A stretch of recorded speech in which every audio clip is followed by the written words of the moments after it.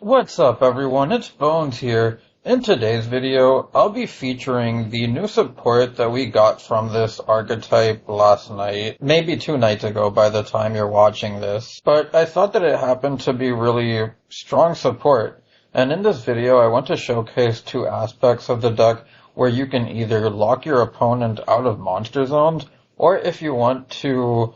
build a board based on facing decks like maybe Runic or Eldish that don't necessarily use their monster zones too much and play with floodgates and other trap cards, but we'll get to that when it gets there. So before I begin, if you happen to enjoy content like this, clicking on those thumbs up and subscribe buttons would be greatly appreciated, as it goes a long way in supporting the channel and shows me that you like content like this. So the first combo I'm going to do is the zone locking combo. And the field spell can actually be the monster that you end up searching off of it, because as you see I have it in hand to show that it's actually just a reinforcement of the army for the entire archetype.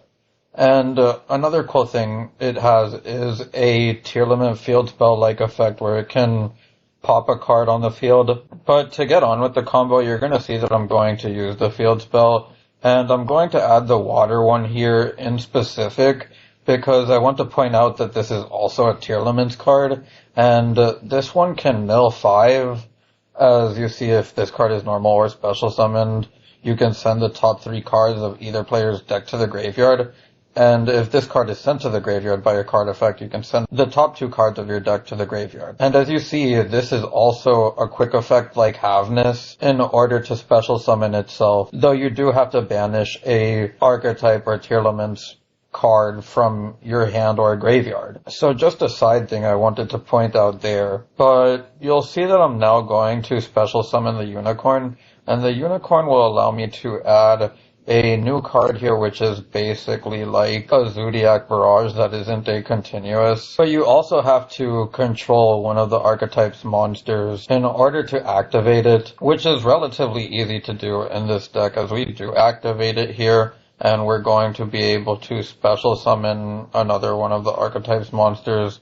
to the field, as we're going to get the Fenrir, which is another reinforcement of the army, and we'll use that to add the Rise Heart. And the Rise Heart plays an integral role in this deck, as if you control a monster of its archetype, you can special summon this card from your hand. Also, you cannot special summon from the extra deck for the rest of this turn, except Exceed monsters, and during your main phase, if this card was normal or special summoned, you can banish one of this archetype's cards, which is really the important effect here. As you'll see, we're going to go into the archetype's first rank 7 here, and I think the new one is a rank 7. I don't remember if it's an 8 or not, but this is the first one that you want to make in order to facilitate your plays, as we're going to use the Rise Heart now. And this will allow us to banish our Big Bang. And Big Bang has 2 insane effects in which you can make both players banish monsters face down so that they only control one monster.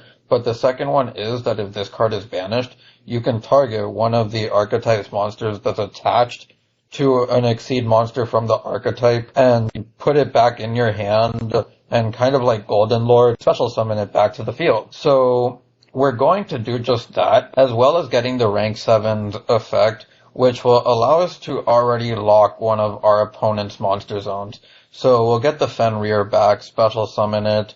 give the token to our opponent to indicate that they can't use that zone, and then we're going to banish the spell from the graveyard in order to special summon the tier limits one. And now we can chainlink the tier limits one chainlink to the spell, which allows us to get a banished archetype card to our hand, and from there we can now go and mill our 3, as well as going into the Mind Hacker, which just became a really good card, as you'll see momentarily as we make our Rise Heart. Now we're going to use the Mind Hacker's effect in order to banish one card from our opponent's extra deck face down, and what this is going to do here is it's going to trigger all 3 effects of these. And what you're going to see is that I'm going to give a token to the opponent to signify they can't use that zone,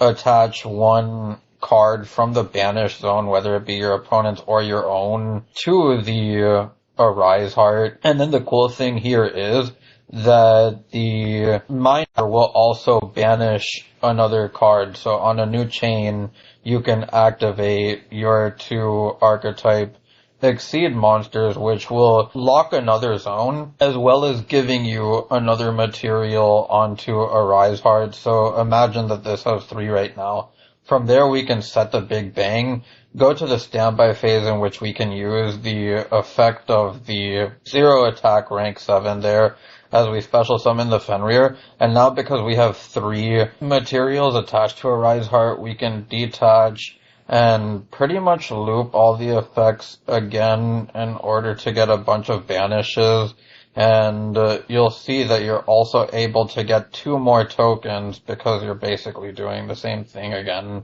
And that completely locks your opponent out of being able to normal summon monsters. And the only thing that they can really do now is use a runic quick play to special summon from the extra deck, or just set cards. So the second replay isn't as crazy as the first one, but I also wanted to show that you can kind of change the way that the deck plays if you don't want to go too hard into interruptions. But you'll see that we're going to start similarly here as we get the Birth, which is an extender.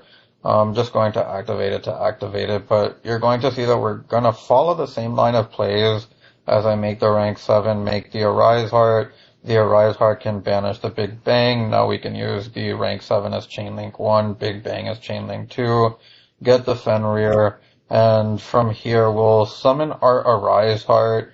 and we'll actually use the 2 here to go into the Mind Hacker, and you do this in order to banish the Fenrir off of detaching it, in which now the Arise Heart gets a 3rd material as well, and Birth can revive the Fenrir. So this is only something that I would really recommend against like Eldish or Runic, as you don't always want to go into the monster zone lock as mentioned earlier, which is why I show this sequence of plays. Now onto the deck profile, and some things I would like to point out is that these 3 1-ofs, their ratios aren't finalized. You can mess around with these. But I do think that the Fenrir, the Unicorn, and the Rise Heart are all necessary at 3, as I think that they are the best. You'll see that I'm also playing a 1-listed package, as I wanted to be able to fit going second cards through Super Poly and Forbidden Droplet, while also having the Archetype spell card here and the Instant Contacts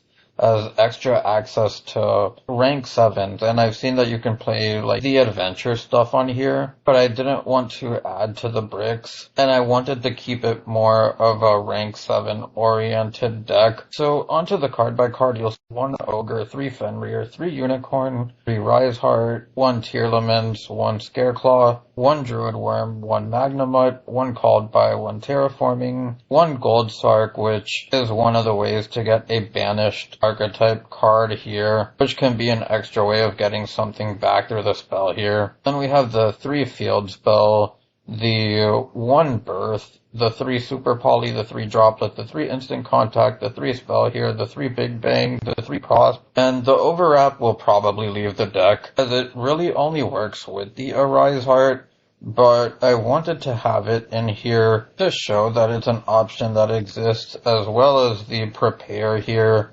which, if by any chance evenly becomes popular or something, this is a good way to interrupt your opponent and maybe stall their plays. But onto the extra deck, we have the 1 Underworld God Zeus, the 1 Harmonizer, the 1 Gaia, the 1 Big Eye, the 1 Mind Hacker, the 2 Archetype Exceed here, the 2 Arise Hearts, the 2 Dark Neos, the 1 Mud Dragon, the 1 Garura, and the 1 Dragos Depelia to wrap up the deck profile. But anyways, if y'all made it this far into the video, I thank you for watching and I hope you enjoyed. If you have any suggestions, feel free to leave them down below. It's Bones, signing out.